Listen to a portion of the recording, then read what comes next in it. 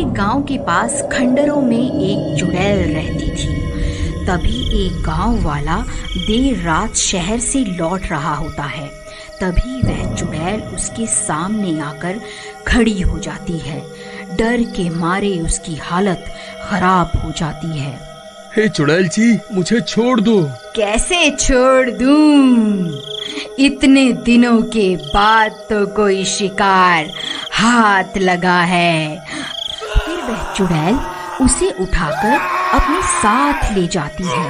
अरे बचाओ रे, कोई मुझे चुड़ैल से बचा लो। ये आज मैं कहाँ फंस गया। सब गांव वाले छुप छुप कर उस चुड़ैल को शिकार करते देख रहे होते हैं, लेकिन डर के मारे कोई भी अपने घर से बाहर नहीं निकलता और वह चुड़ैल उसे उठाकर अपने साथ ले जाती है। उसका बैल उस चुड़ैल का पीछा करने लगता है और पीछा करते करते जंगल में घुस जाता है। अरे ये सब क्या हो गया? ये बेवकूफ कन्हैया इतनी रात गए, आखिर बाहर कर क्या रहा था? इसे मैंने समझाया भी था कि रात को अपने घर से बाहर नहीं निकलना है। हे भगवान, अब क्या होगा? फिर अगला दिन होने पर सरपंच जी, कल रात तो वह चुड़ैल कन्हैया को उठाकर अपने साथ ले गई है। हमें कुछ न कुछ तो करना ही होगा। आखिर हम सब कब तक यूं ही अपने अपने घरों में छुपे रहेंगे? बात तो तुम सही कहते हो शिवा, लेकिन हम उस चुड़ैल का सामना कैसे करें? भाई, हम उस चुड़ैल का सामना नहीं कर सकते, लेकिन अगर उससे भी बड़ा और ज्यादा डरावना भूत उसके सामने आ जाए तो वह चुड़ैल जरूर डर के मारे हमारा गांव छोड़ के भाग जाएगी। पप्पू भाई, मुझे लगता है तुम्हारा दिमाग खराब हो गया है जो ये बहकी बहकी बातें कर रहे हो। अब हम उससे भी डरावना भूत कहाँ से लाएं भला? अरे शिवा भाई, मेरे पास एक तरकीब है। अगर हम एक भूत का मुखौटा पहनकर उस चुड़ैल के सामने आ जाएं, तो वह चुड़ैल जरूर डर के मारे भाग जाएगी। तुम्हारी इस तरकीब में बहुत खतरा दिखाई दे रहा है। उस चुड़ैल का सामना करने की हिम्मत किसी में नहीं है। कोई है भाई जो भूत का मुखौटा पहनकर उस चुड़ैल का सामना कर सके?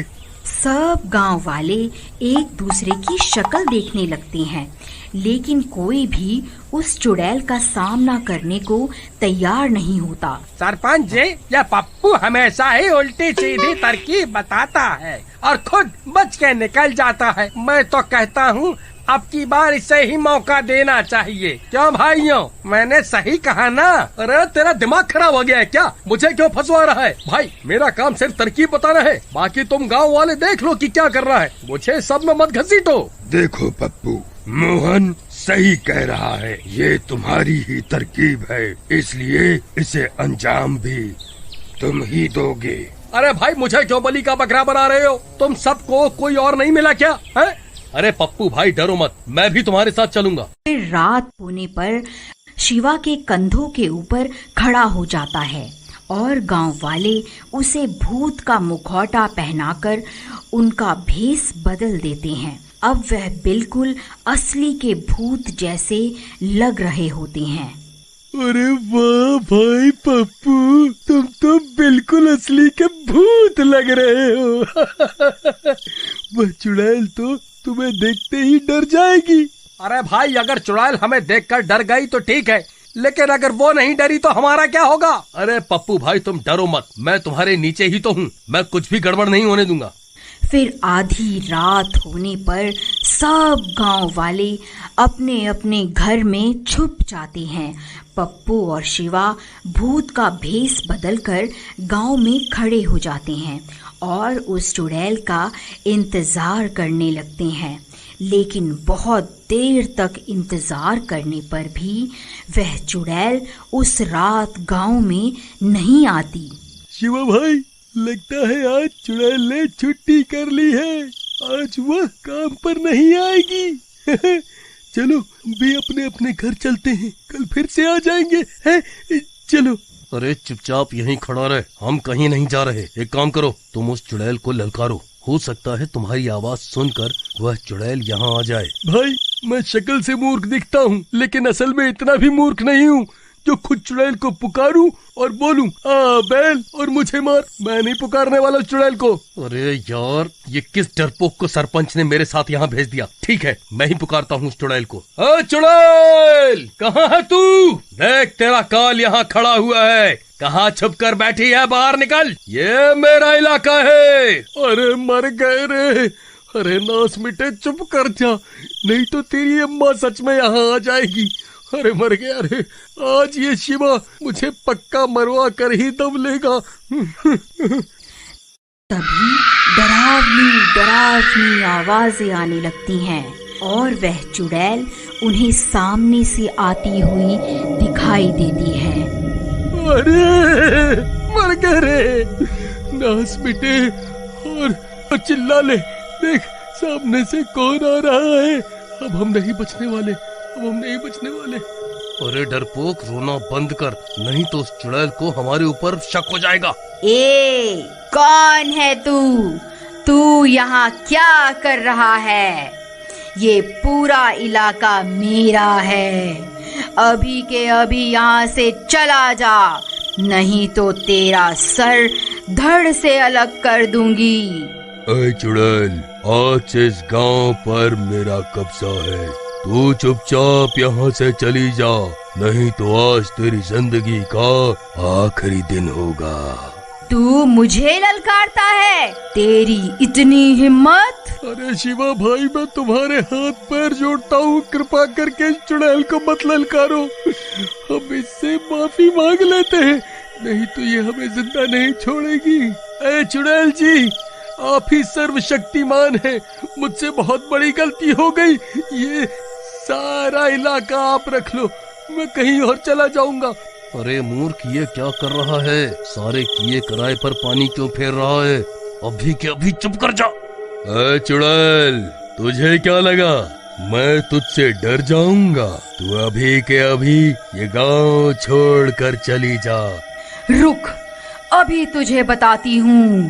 शिवा भाई, जल्दी यहाँ से भागो, वो चुड़ैल हमारी ओर ही आ रही है। फिर चुड़ैल उनके ऊपर हमला कर देती है और उस भूत का सिर धड़ से अलग कर देती है। शिवा धड़ के साथ नीचे ही रह जाता है और पप्पू को चुड़ैल उठाकर अपने साथ ले जाती है। अरे मर गया रे, कोई मुझे बचाओ, कोई तो मुझे इस चुड़ैल से बचा लो। अरे मर गया रे।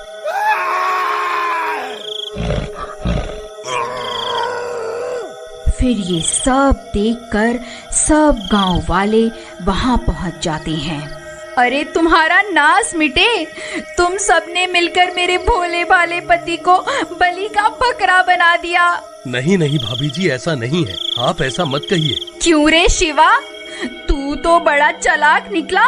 खुद तो नीचे खड़ा हो गया और मेरे पति को मरने के लिए ऊपर खड़ा कर दिया, ताकि अगर चुड़ैल हमला करे तो मेरा पति ही मरे और तुम बच जाओ।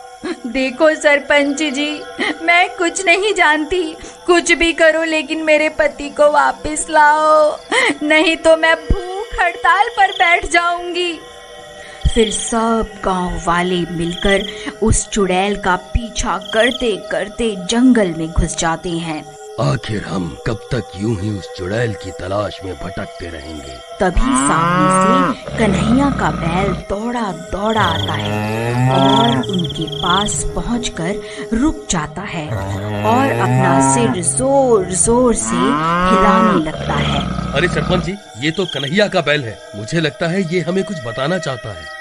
फिर वह बैल उस चुड़ैल के ठिकाने की तरफ चल पड़ता है और सब गांव वाले भी उसका पीछा करने लगते हैं और कुछ ही देर में वह सब गांव वाले उस चुड़ैल के ठिकाने पर पहुंच जाते हैं।